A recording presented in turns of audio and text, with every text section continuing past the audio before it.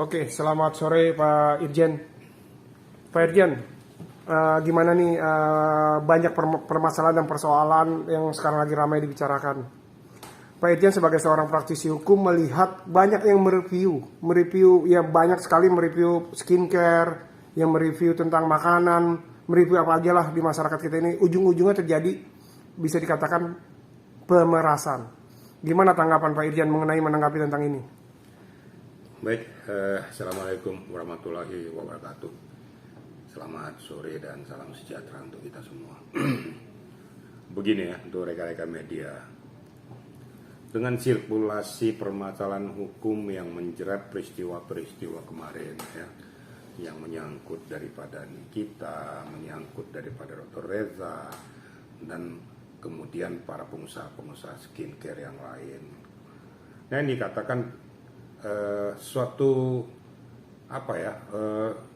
lingkaran setan, saya katakan. Ada permasalahan, ada yang memanfaatkan permasalahan itu untuk kepentingan pribadi ataupun kelompoknya. Nah, sekarang kita lihat dengan masalah skincare yang sudah terjadi ya, sehingga terjadilah peristiwa pidana yang mengakibatkan kita jadi tersangka.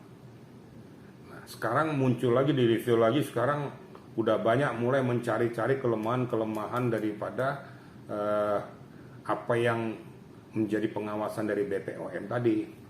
Ya, contohnya masalah makanan dan minuman yang dikatakan tidak terdaftar dan lain sebagainya. Akhirnya melakukan tekanan-tekanan, intimidasi sehingga bermuara kepada tindak pidana pemerasan. Sekarang kita ambil dari dua sisi ya. Kalau memang kita tidak merasa makanan dan minuman model apapun, kalau memang dia memenuhi standar, memenuhi ketentuan yang dipersyaratkan BPOM, kenapa mesti takut? Yang kedua, ya, azas manfaat orang-orang yang menginginkan situasi itu jadi suatu polemik, memanfaatkan situasi untuk melakukan pemerasan, ini adalah oknum-oknum yang perlu disikat habis juga. Maka saya bilang dari dua sisi kita lihat. Makanya jangan berikan peluang kepada manusia-manusia bajingan ini ya, untuk melakukan langkah-langkah yang justru bertentangan dengan barikade hukum. Jadi makanya saya bilang nggak mau nyalakan satu sisi. Jangan berikan peluang, lakukanlah sesuai dengan ketentuan. Sehingga dia tidak punya peluang untuk melakukan pemerasan. Kenapa diperas? Karena kau punya kelemahan. Kelemahan ini dimanfaatkan untuk mencari keuntungan bagi orang-orang tertentu ataupun kelompok yang mengerti akan kelemahanmu. Kira-kira gitu ya. Oke. Pak Jenderal, dikabarkan bahwa Doktif sudah menjadi tersangka di Polrestabes Medan dengan ujaran kebencian. Menurut Jenderal itu seperti apa, Jenderal? Bahwa dia akan mereview dan mengujarkan kebencian kepada Dr. Andreas, seperti apa Pak Jenderal? Baik, begini ya. Menurut hemat saya ya, ini kan kita berbicara tentang masalah sistematika hukum dan siapa yang berkewenangan untuk menginformasikan tentang permasalahan hukum tersebut. Saya juga berharap kepada kita pengacara jangan banyak sok tahu juga, jangan sok tahu gitu loh. Jangan mendahului apa yang merupakan kebijakan daripada penyidik. Katakan sekarang yang dilaporkan masalah Doktif ya, yang membuat suatu ujaran kebencian ataupun mempolitisasi permasalahan tentang masalah Dr. Andreas, sehingga dia dikenakan dengan penerapan pasal Undang-Undang ITE pasal 27 tersebut. Saya tahu,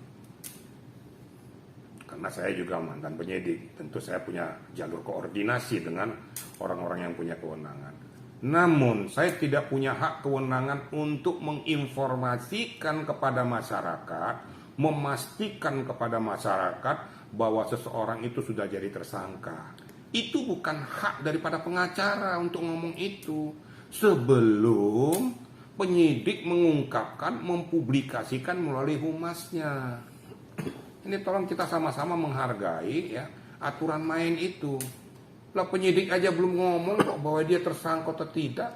Walaupun mungkin dia tahu Ya berdasarkan katanya hasil SP2HP-nya, dia tahu bahwa dia akan diangkat kebetulan nanti mau jadi tersangka, tapi kamu tidak punya hak untuk bicara tentang itu. Nanti tunggu, kan ada humas dari pihak kepolisian untuk berbicara, mengatakan bahwa status yang bersangkutan sudah meningkat dari penyidikan dan menjadikan penetapan tersangka. Itu baru sah secara hukum. Ini tolong sama-sama kita menghormati dan menghargai lah.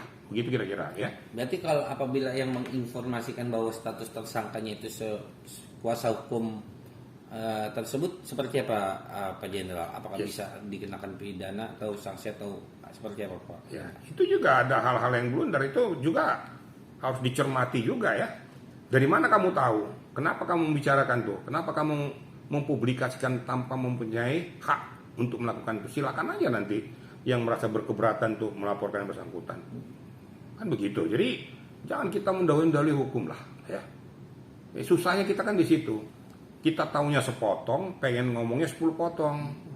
Ya sudahlah, ikuti aja aturan main. Saya tidak pernah berpihak siapa doktif sih, kan sudah nggak ngerti juga.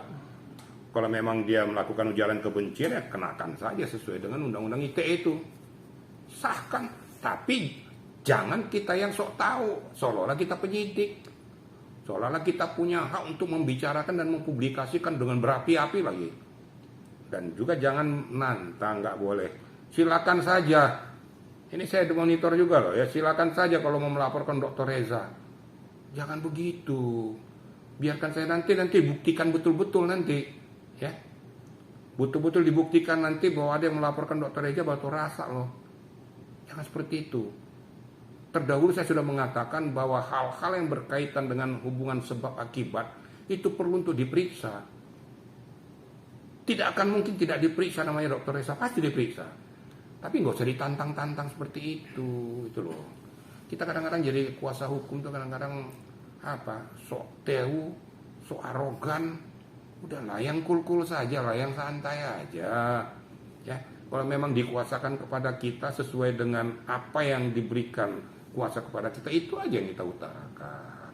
Nggak usah kita nyamber-nyamber yang lain, nggak usah nyamber kewenangan yang lain, seolah-olah kita paling hebat di jagat raya gitu. Kira-kira gitu ya. Ini sebagai koreksi kepada kita sebagai pengacara juga ngomong jangan terlalu kelebihan kelebihan puyer lah. Mentang-mentang Nikita Mirzani bisa dilakukan gitu karena kebetulan memang ada bukti permulaan. Kemudian ngomong lagi masalah ini lagi, terus mempublikasikan seolah-olah saya hebat, saya pengacara. Udahlah, kita kan tahu kadar daripada kepengacaraan kita. Yang enteng-enteng aja lah, yang enak-enak aja. Ya, itu kira-kira ya. Pak Jenderal, satu lagi Pak Jenderal, bahwa yang kita tahu kan Nikita Mirzani sendiri menerima diduga uang tutup mulut. Apakah pemberi juga harus diperiksa seperti apa Pak Jenderal? Kan saya katakan dari awal tadi. Mungkin dalam wawancara saya terdahulu saya sudah sampaikan hubungan sebab akibat. Berkali-kali saya katakan tidak ada asap kalau tidak ada api, tidak ada api kalau tidak ada asap. Saya tidak membela siapa-siapa.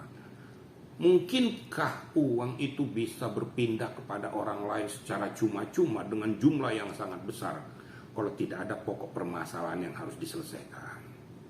Apa pokok permasalahannya? Kebetulan domainnya itu berhubungan dengan skincare. Apakah ada Nikita Mirzani beli skincare-nya? Kan enggak.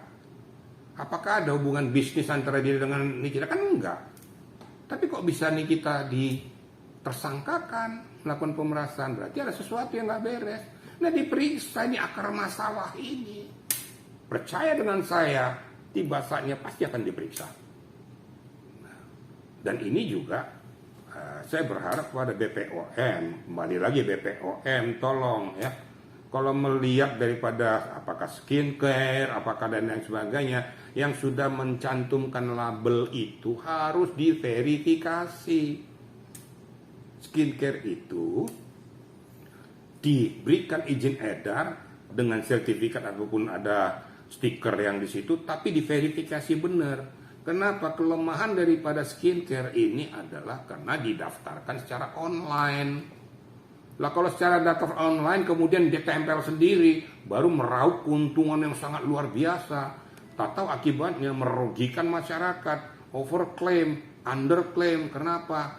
Karena mengandung zat berbahaya, mengandung merkuri, ya, mengandung kimia yang merusak jaringan tubuh.